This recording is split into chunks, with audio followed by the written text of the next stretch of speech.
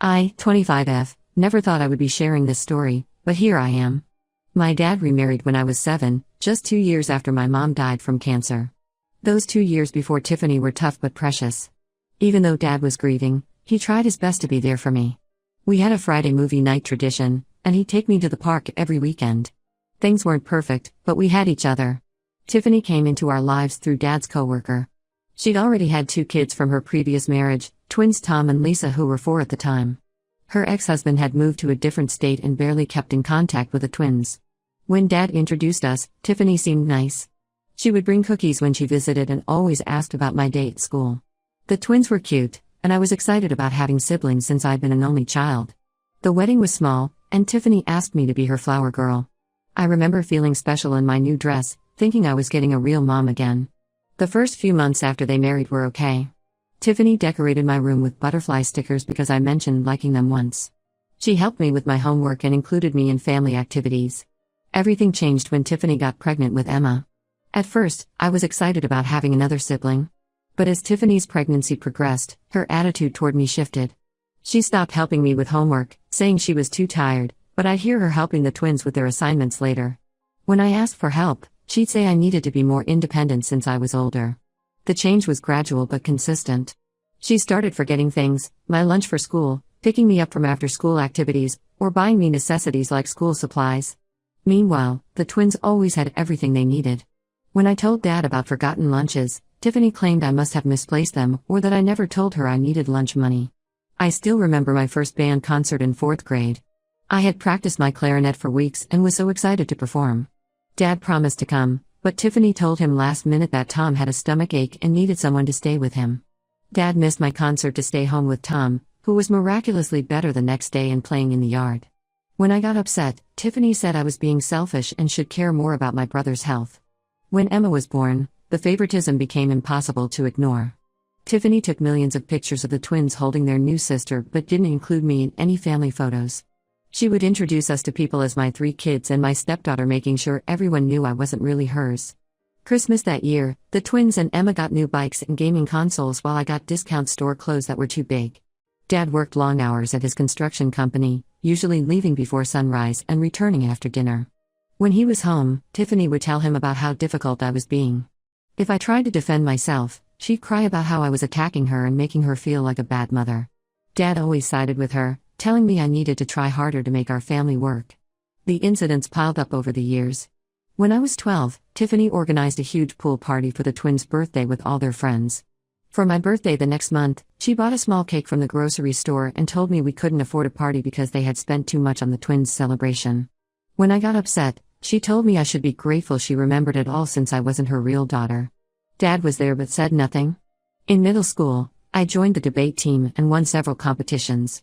Tiffany never came to any debates, saying she had to attend Tom's football practice or Lisa's dance recitals. When I won the state championship, she just shrugged and said extracurriculars weren't as important as real sports. But when Tom made the junior varsity football team, she threw a party and invited the whole family. High school was even worse. I maintained straight A's while working part-time at a local diner to save money for college. Tiffany never acknowledged my academic achievements but praised Lisa for maintaining a C average. When Tom got a B in math, Tiffany bought him a new PlayStation as a reward for improving. Meanwhile, she complained about having to buy my school supplies. The real breaking point came during college applications. The twins and I were in the same grade since they had started school early. I worked hard and got accepted into several good universities with partial scholarships. The twins got into private colleges with average grades and no scholarships. That's when Tiffany convinced Dad they should pay full tuition for all 3 of her kids while telling me to take loans because that's what builds character. I overheard them arguing about money one night. Dad mentioned they couldn't afford 3 full tuitions, but Tiffany insisted her kids deserved private education. When Dad brought up helping me too, Tiffany said I could handle loans since I was so independent anyway. She argued that the twins needed more support because they weren't as academically inclined as me, and Emma would need private school too in the future. They found money for everything else though. Lisa got a new car for getting her license, while I took the bus to my part-time job. Tom got expensive football training camps and new equipment, but I had to buy my own textbooks. Emma was enrolled in every possible after-school activity, while I was told to focus on working since college would be expensive. I moved out for college, taking loans and working 2 jobs to make ends meet. Tiffany's favoritism continued even then. She would post photos of family vacations I wasn't invited to, share proud updates about the twins' college life, and talk about how blessed she was to have 3 amazing kids, never mentioning me. When relatives asked about me, she'd say I preferred to be independent and didn't want to be part of family activities. I graduated last year with honors but also with significant debt. I found a good job in marketing and moved to a different city, limiting contact with them to occasional texts on holidays. I thought I had finally escaped the drama until last week when Dad called. Apparently, Tiffany lost her job, and they're struggling financially. The twins have graduated but can't find jobs in their fields, and Emma's private school tuition is due. Dad asked if I could help the family out since I'm doing well now. The irony of them asking me for money after years of financial favoritism isn't lost on me. Tiffany, who always made sure I knew I wasn't really her daughter, now wants me to step up as family. Dad, who let her discriminate against me for years, expects me to forget everything and help. The twins, who benefited from my mother's money without my knowledge, need my support. I haven't responded yet, but I'm leaning towards refusing. Am I wrong for wanting to let them deal with their own problems? Update 1 first, thank you everyone for the supportive comments. A lot has happened since my last post. After Dad's call, I decided to dig deeper into their financial situation. What I discovered was far worse than I imagined. I started by reaching out to my Aunt Jane, Dad's sister, who still lives in my hometown. We were close when I was younger, but Tiffany always made excuses for why I couldn't visit her after she remarried. Now I know why. Aunt Jane had been trying to tell Dad about Tiffany's behavior for years, but he always dismissed her concerns as family drama. Over coffee last weekend, Aunt Jane revealed the shocking truth: Tiffany had been fired for embezzlement from her accounting firm. She'd been taking money for years to maintain their lifestyle and pay for the kids' expenses. The company discovered the theft during a routine audit and is now pressing criminal charges. We're not talking about small amounts either. Aunt Jane estimated it was close to $200,000 over 5 years. The real financial situation is much worse than Dad admitted. They're not just struggling, they're facing potential bankruptcy. The twins moved back home because they couldn't afford their apartment rents, despite working retail jobs. Emma might have to leave her prestigious private school where Tiffany bragged about paying $30,000 a year in tuition. They're behind on their mortgage payments, and Tiffany needs money for legal fees. But what really knocked the wind out of me was what Aunt Jane revealed next. When Mom died, she left a substantial college fund for me. I had no idea this existed. Tiffany convinced Dad to use that money for the twins' college instead, claiming that since I was getting a partial scholarship, I didn't need it as much. They never told me about this fund. I took out loans and worked multiple jobs to pay for college, while my own mother's money paid for my step-siblings' education. I spent several days processing this information before I confronted Dad over the phone. At first, he tried to deny everything. When I mentioned Aunt Jane had shown me Mom's will, he broke down. Through his tears, he admitted everything: how they used my college fund, how Tiffany had been stealing to maintain appearances, how the twins had actually dropped out of college after 2 years but they kept paying their tuition, which the twins spent on traveling and shopping. The revelations kept coming. The twins knew about my college fund the whole time. They knew they were spending my inheritance while I worked as a waitress and took out loans. Tiffany had convinced them they deserved it more since their own father had abandoned them. The expensive spring break trips they posted about on social media, making sure I saw their luxurious vacations while I worked double shifts. That was my money.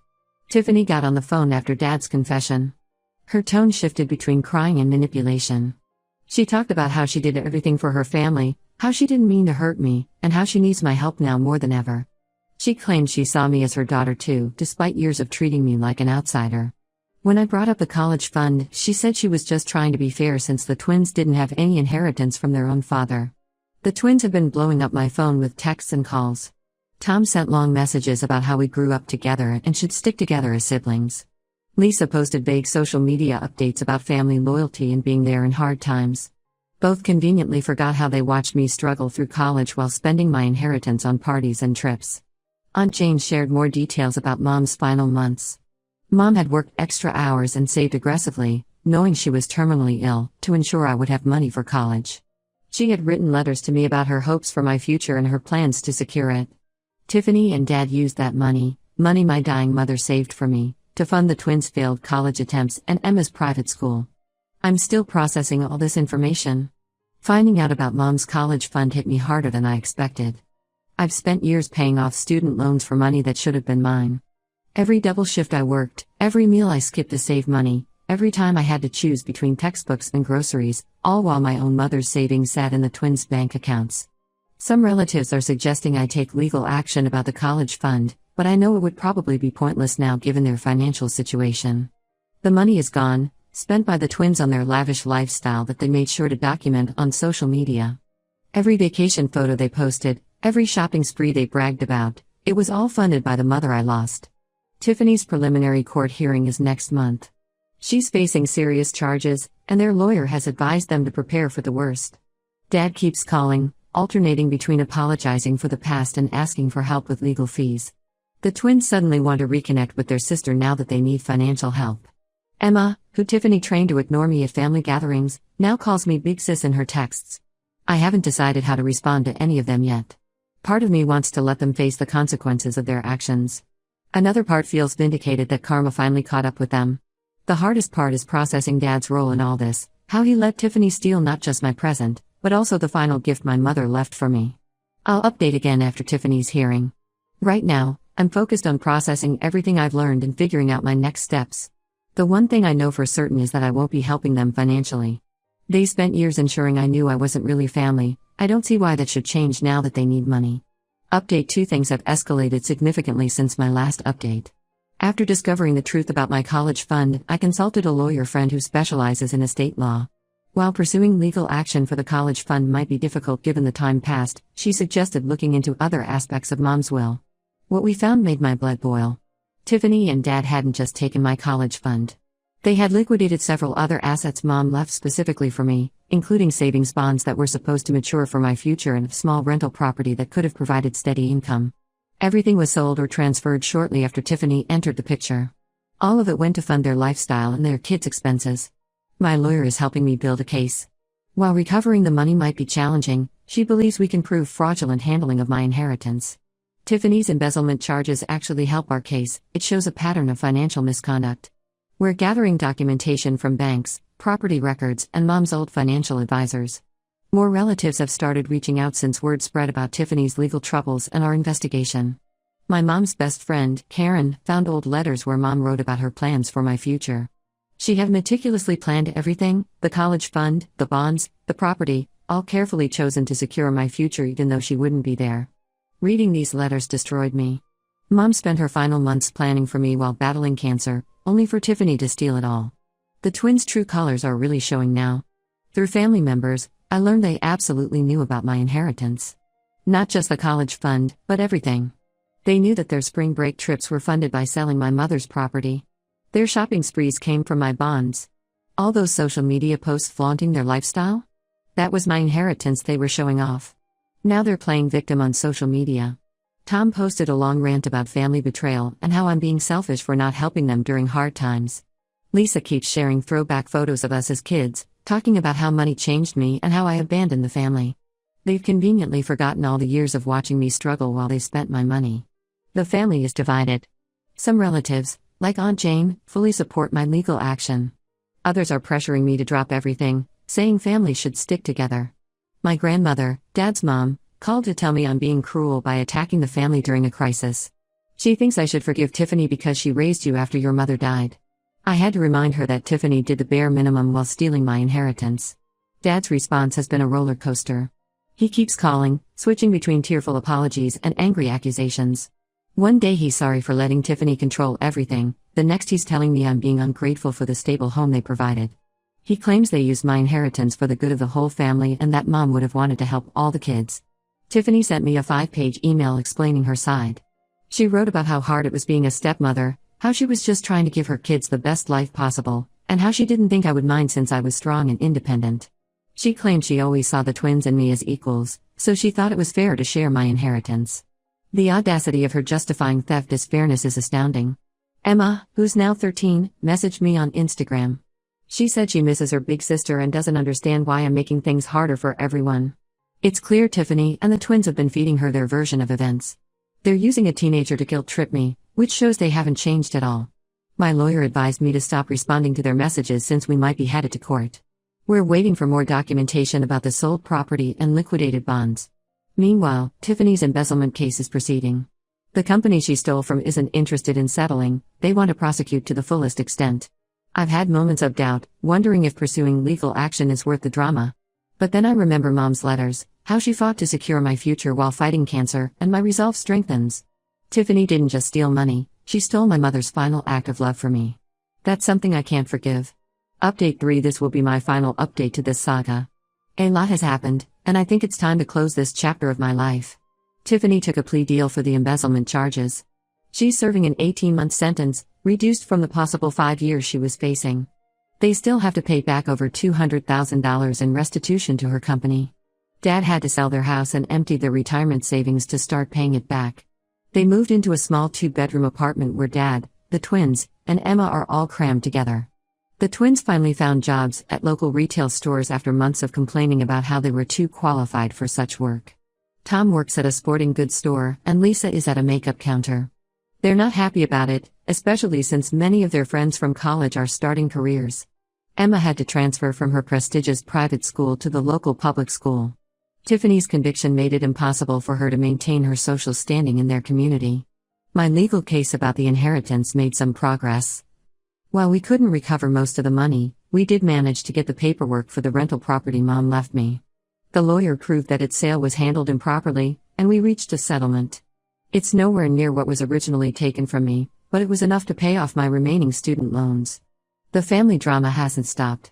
Some relatives still think I should reconcile, especially now that Tiffany is suffering the consequences. My grandmother sent a long letter about forgiveness and how family should come first.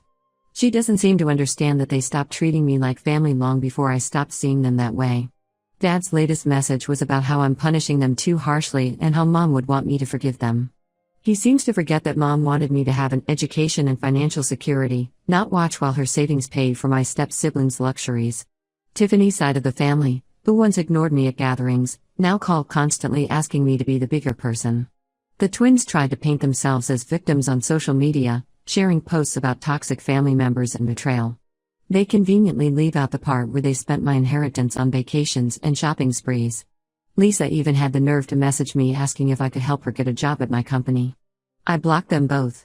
Emma sends occasional messages saying she misses me. While I feel bad for her, I know she's being used as a pawn to manipulate me. Tiffany and the twins have poisoned her perspective of the situation, making me out to be the villain who abandoned the family in their time of need. I've built my own life now. Got promoted at work to senior marketing manager, bought my own condo, and surrounded myself with people who value me. My real friends have been incredibly supportive throughout this whole ordeal.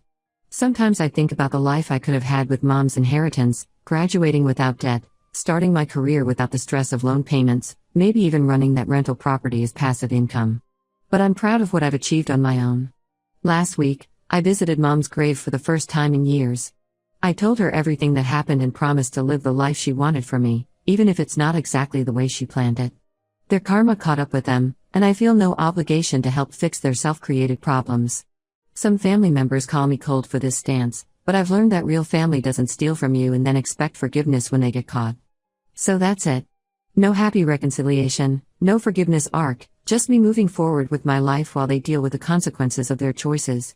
Sometimes the best family is the one you choose for yourself.